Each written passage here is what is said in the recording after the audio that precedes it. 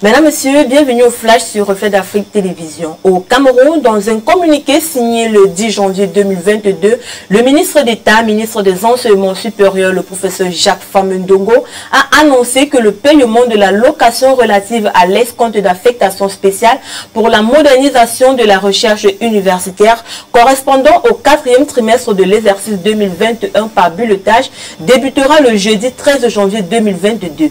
À cet effet, le ministre d'État invite les nouveaux et anciens bénéficiaires de la dite allocation à se présenter dès 13 h à l'agence comptable de l'escompte d'affectation spéciale située au 10e étage du dit ministère. Le ministre d'État, ministre des Enseignements supérieurs, le professeur Jacques Famundongo, a indiqué que chacun devra se munir de sa carte nationale d'identité, d'une copie de son contrat, de l'attestation de présence effective correspondant au trimestre suivisé et du relevé d'identité bancaire plus récent. Et en ce qui concerne le paiement par virement, le ministre d'État a annoncé qu'il débutera le vendredi 14 janvier 2022 auprès des banques de domiciliation des comptes des enseignants concernés et il se poursuivra méthodiquement conformément au calendrier arrêté par les services compétents du ministère des Finances. Il convient par ailleurs de rappeler que la prime spéciale suivisée a été créée le 8 avril 2009 par le président de la République, Paul Biya.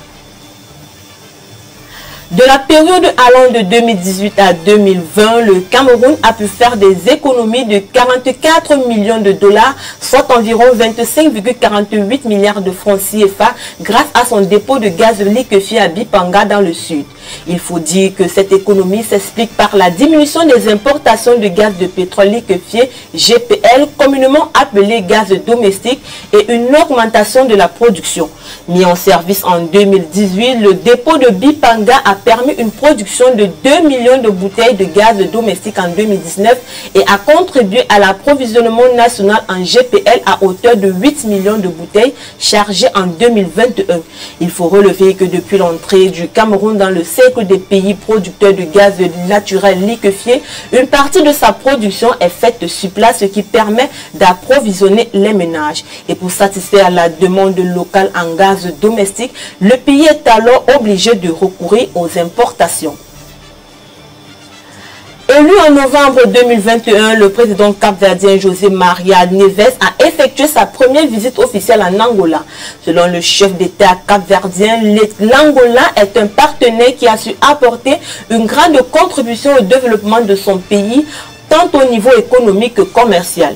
C'est pour exprimer la reconnaissance de son pays vu la manière dont l'Angola s'est positionné dans la région de l'Afrique australe et centrale et au niveau africain que le président capverdien José Maria Neves a décidé de s'y rendre. Le président angolais s'est dit pour sa part satisfait de voir entreprise pour la coopération dans de nombreux domaines entre les deux pays. Ce dernier a par ailleurs rappelé que leur ambition en termes d'aviation civile n'est pas seulement de relier les deux capitales, mais d'aller au-delà, de toucher les pays de la région de l'Afrique de l'Ouest, l'Europe et les États-Unis. Une coopération qui devrait porter sur le transport aérien et maritime, l'aéronautique civile, l'hôtellerie et le tourisme, l'enseignement supérieur, la technologie et l'innovation.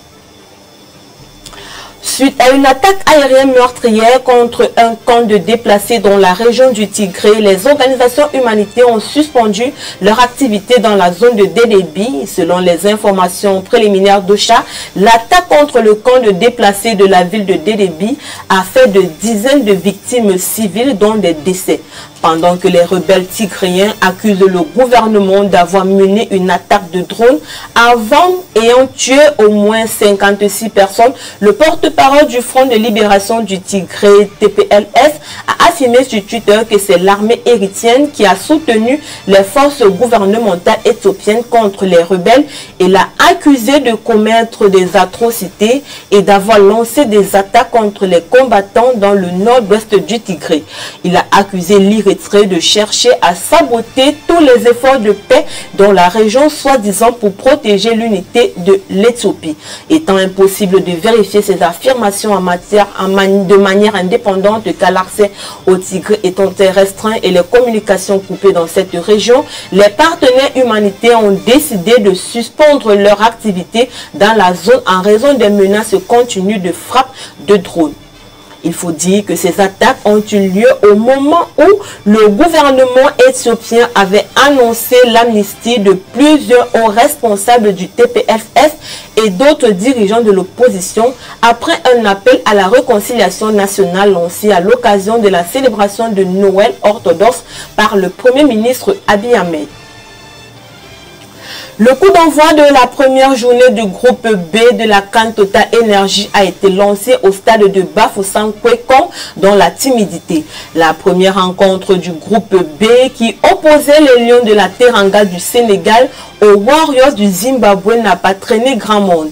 Dès les premiers instants des jeux, les Lions de la Teranga, annoncés grands favoris de cette rencontre par les observateurs, feront tout pour dominer le jeu. Malheureusement pour eux, la première frappe signée de Bounassar ne sera pas concluante. À la 20e minute, Moussona Nolé du Zimbabwe, par un tir puissant qui n'atteindra pas le fond du filet, permettra au Sénégal d'être plus vigilant. Les pertes de ballon dues aux erreurs techniques des Zimbabwéens conduiront les deux équipes à la pause avec un score nul de 0 but partout. Au-delà de l'absence des spectateurs dans les gradins, l'autre surprise de cette rencontre fut la rage des Warriors à venir à bout de cette sélection sénégalaise handicapée par l'absence de plusieurs testés positifs au Covid-19. Suite à une erreur de la main dans la surface de réparation au bout du temps additionnel, la descente aux enfers des Warriors sera consommée. Après vérification de la VAR, l'arbitre annoncera le pénalty tiré par Sadio Mané qui permettra au Sénégal à la 90e minute plus 7 de sortir vainqueur de cette rencontre sur un score de 1 but à 0. Pour la suite des autres matchs du groupe B, les scores étaient les mêmes. Guinée 1, Malawi 0, Maroc 1, Ghana 0, Comores 1, Gabon 0. Mesdames, Messieurs, c'est sur cette note sportive que nous mettons un terme à cette édition du Flash du 11 janvier 2022. Retrouvons-nous demain pour une autre sortie. D'ici à là, portez-vous bien. Bonsoir.